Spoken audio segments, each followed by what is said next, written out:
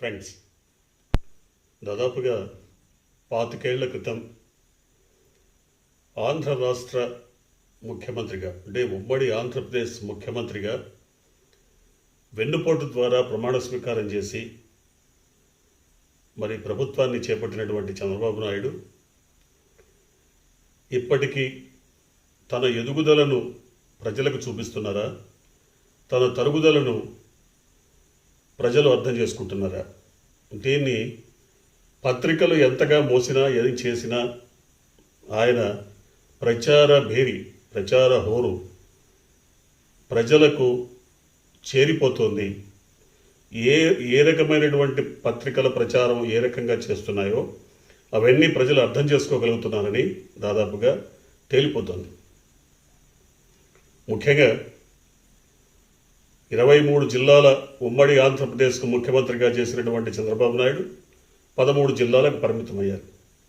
13 జిల్లాల్లో కూడా తనకంటే రాజకీయ అనుభవాల్లో చాలా తక్కువ రాజకీయ అనుభవం ఉన్నటువంటి యువకుడితో పోటీ పడి రాజకీయ చాణుక్యంగా చెప్పుకుంటూ ఎత్తులు పై ఎత్తులు వేస్తూ కుయుక్తులతో పాపం రాజకీయాలు సాగిస్తున్నారు. అది కూడా ఆ రాష్ట్రంలో కారు పెట్టలేక ఉండలేక పొరుగు రాష్ట్ర రాజధానిలో ఉండి అక్కడ రాజకీయాలు సాగిస్తున్నారు. అంటే త్వరలో ఆయన అమరావతికి మారతాడన్న వార్తలు వస్తున్నాయి. అవి ఎంతవరకు నిజమో తెలియదు. కానీ ఇప్పటి వరకు దాదాపు 5-6 నెలలుగా ఆయన హైదరాబాద్కే పరిమితమై తన రాజకీయాలు చేస్తున్నారు. ఆయన ఇంట్లో కూర్చొని ఉబుసుపోక చేసే కామెంట్లను కూడా భూతద్దంలో చూపేటువంటి మీడియా ఆయనకు ఉండనే ఉంది. ఆ మీడియా ఇప్పటికి కూడా ఒక విషయాన్ని మటుకు స్పష్టంగా ప్రజలకు అర్థమయ్యేలా తెలియజెప్తుంది. ఒకటి, తెలంగాణలో తెలుగుదేశం పార్టీ పరిస్థితి ఏంటి, తెలంగాణలో చంద్రబాబు నాయుడుకు ఉన్న పాపులారిటీ ఏంటి, తెలంగాణలో అసలు చంద్రబాబు ఊసెత్తే వాళ్ళు ఉన్నారా లేరా? ఆయన చంద్రబాబు నాయుడు తాను జాతీయ అధ్యక్షుడిగా కనీసం 2-3 రాష్ట్రాల్లో అన్నా ఉంటే జాతీయ అధ్యక్షుడిగా చెప్పుకోవచ్చు. ప్రాంతీయ పార్టీ అధ్యక్షుడిగా కూడా చెప్పుకోలేని స్థాయిలో దిగజారిపోయినటువంటి చంద్రబాబు నాయుడిని ఎంతగా మోసినా, ఎంతగా ప్రచార హోరెత్తించినా నానాటికి తెలంగాణలో దిగజారిపోయినట్టుగా ఆంధ్రాలో కూడా తుడిచిపెట్టుకుపోయే పరిస్థితి రావడానికి పత్రికలు ఒక వర్గం మీడియా కూడా కారణమన్న విషయం ఇప్పుడు అందరికీ అర్థమైపోతుంది. అతి సర్వత్రా వర్జేత్. అతి చేస్తే ఇలాగే పరిణామాలు ఎదురు తిరుగుతాయి. ప్రతి అంశంలోనూ ప్రస్తుత ముఖ్యమంత్రి జగన్మోహన్ రెడ్డిని ఆడిపోసుకోవటమే కాలక్షేపంగా పనిగా పెట్టుకున్నటువంటి మీడియా జగన్మోహన్ రెడ్డిని తిట్టిపోయడంతోనే ఊరుకోక చంద్రబాబుని సమర్థించడానికి తమ వంతు పాత్ర పోషిస్తున్నాయి. ముఖ్యంగా కొన్ని పలుకులు వినిపించేటువంటి ఒక మీడియా అధినేత చంద్రబాబు నాయుడు వ్యవస్థలను మేనేజ్ చేస్తాడు, గట్టి మేనేజర్, చక్కగా వ్యవస్థల్లో తన వ్యక్తుల్ని చొప్పించుకొని తనకు అనుకూలంగా వారి చేత పనులు తీసుకుంటాడన్న ఒక అభిప్రాయాన్ని ప్రజల్లోకి వెళ్ళిపోయింది అభిప్రాయం. కాబట్టి దాన్ని తుడిచివేయటానికి ఈ పత్రిక నడుంగట్టి వ్యవస్థల్లో చంద్రబాబు నాయుడు మనుషులు ఉన్నారు, వ్యవస్థలను ఆయన మేనేజ్ చేస్తారన్నది శుద్ధబద్ధం. ఎవరికి వారే పాపం ప్రభుత్వంపై తిరగబడి కేసులు వేస్తున్నారు. ఎక్కడో ఢిల్లీలో ఉన్నటువంటి ఒక లాయరు హైదరాబాదో లేకపోతే అమరావతితో వచ్చి కేసులు వేయాల్సినటువంటి పరిస్థితి ఏంటి? అసలు అమరావతి రూట్ ఎటో తెలియనటువంటి లాయర్కి ఢిల్లీ నుంచి పరిగెట్టుకుని వచ్చి కేసు వేశారు. ఎవరు మేనేజ్ చేస్తే వేశారు? దాదాపు ఏడాది 14 నెలల కాలంలో 328 పీల్స్ వేశారు, ప్రజా ప్రయోజన వ్యాజ్యాలు వేశారు. ఇవన్నీ ఎవరికి వారు పనిగట్టుకొని ప్రభుత్వం మీద వేస్తున్నారా? ఒక్క 8 నెలల కాలంలోనే దాదాపు 130 పిల్స్ వేశారు. ప్రతిరోజు దాదాపుగా ఒక పిల్ వేస్తూ వచ్చారు. అంటే తెర వెనక ఎవరు ఉన్నారు, ఏం జరుగుతోందన్నది పిల్లి కళ్ళు మూసుకొని పాలు దాగి తన్నెవరూ చూడటం లేదు అని భావించినట్టుగా మరి తెలుగుదేశం కానీ ఆయన పార్టీ అధినేత కానీ లేదా ఈ మీడియా అధినేత కానీ మీరంతా భావిస్తే అది పొరపాటే. ప్రజలందరికీ ఎవరు మేనేజ్ చేస్తున్నారు వ్యవస్థల్ని, ఏ రకమైనటువంటి సంకేతాలు ఇస్తున్నారు, ఏ వ్యవస్థలు ఏ రకమైనటువంటి తీర్పులు ఇస్తున్నాయి, ఏ వ్యవస్థలు ఏ రకమైనటువంటి నిర్ణయాలు తీసుకుంటున్నాయి, ఇవన్నీ కూడా ప్రజలు చూస్తున్నారు. ప్రజల్లోకి ఇప్పటికే కేసులు గెలిచామన్న భుజకీర్తులు పెంచుకుంటున్నటువంటి తెలుగుదేశం మీద ప్రత్యక్షంగానో పరోక్షంగానో ప్రజల్ని ఇబ్బంది పెడుతున్నారన్న భావన కలుగుతోంది.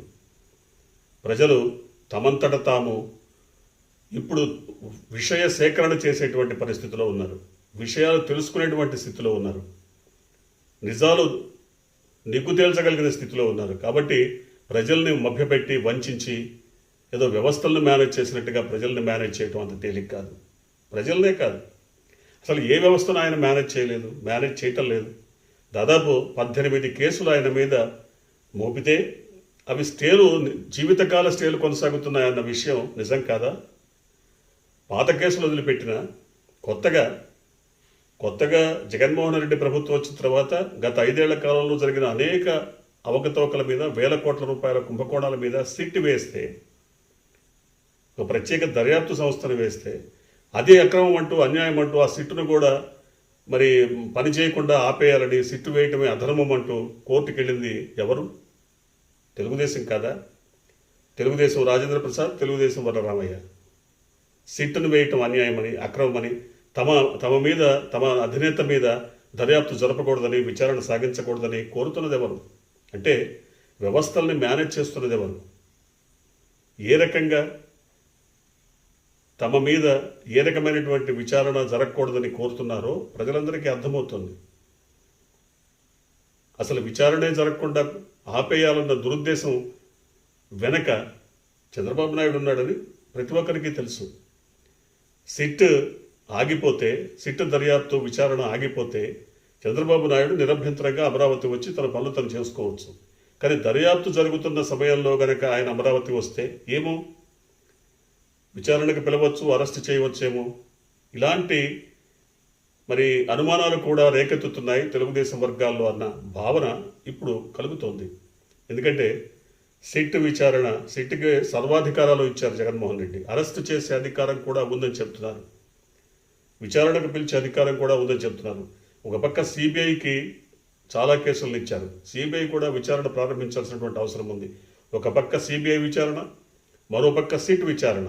అంటే ప్రస్తుతానికి సిట్ విచారణను ఆపేయాలని కోరుతూ కోర్టుకి, ఆంధ్రప్రదేశ్ హైకోర్టుకి వెళ్ళినటువంటి తెలుగుదేశం నాయకులు రేపొద్దున సిబిఐ విచారణ కూడా నిలిపేయాలంటూ వెళ్ళడంలో ఆశ్చర్యమే లేదు. వెళ్తారు, హైకోర్టుకు కాకపోతే సుప్రీంకోర్టుకు వెళ్తారు, లేదా అంతర్జాతీయ కోర్టుకు వెళ్ళినా సరే సిబిఐ విచారణ ఆపించేయాలని కోరుతారు. అంటే కోర్టుల్లో తమ మీద విచారణ జరగకూడదు, ఏ ప్రత్యేక దర్యాప్తు సంస్థ తమ అరాచకాలపైన విచారణ జరపకూడదు, తాము పునీతులమని ప్రజలు భావించాలి. తాము చేసిన అన్యాయాల్ని, అక్రమాలని వెలికి తీస్తే ఎవరినైనా అడ్డుకుంటారు.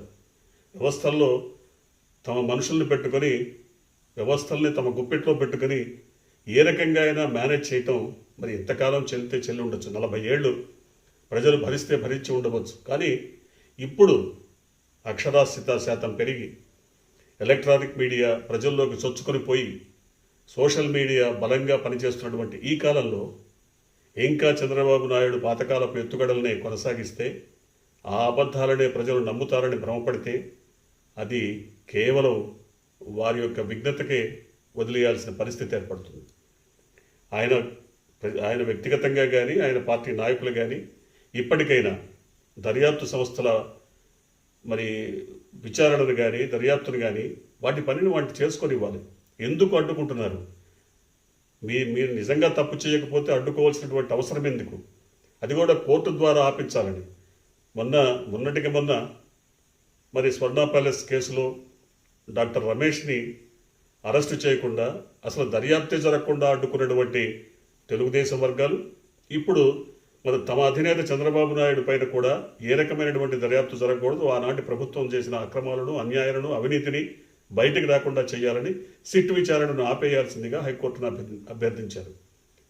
మరి హైకోర్టు కూడా ప్రజా ప్రయోజన వ్యాజ్యాల వెనక లేదా ఇలాంటి కేసుల వెనక రాజకీయ లక్ష్యాలు ఏంటో తెలుసుకొని తీసుకుంటే బాగుంటుందనేది అందరి అభిప్రాయం.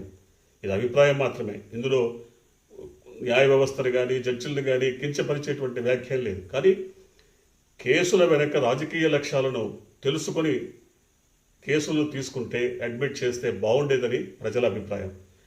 మరి ఇక ముందైనా అలా జరుగుతుందని ఆశించాలి. ఇప్పటికైతే కేవలం 13 జిల్లాలకు పరిమితమైపోయినటువంటి చంద్రబాబు నాయుడు ఇంకా పాకులెడుతున్నారు.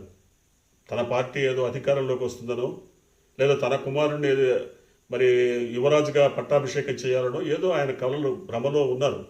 మరి అవన్నీ నిజాలు అవుతాయో లేదో చూద్దాం. రాజకీయ వాతావరణం ఏ రకంగా మారుతుందో, ఏ రకమైనటువంటి పరిస్థితులను చంద్రబాబు ఎదుర్కోవాల్సి వస్తుందో. మీకు ఈ వీడియో నచ్చినట్టయితే లైక్ చేయండి, షేర్ చేయండి, సబ్స్క్రైబ్ చేయండి. రెగ్యులర్ నోటిఫికేషన్స్ కోసం బెల్ బటన్ని ప్రెస్ చేయండి.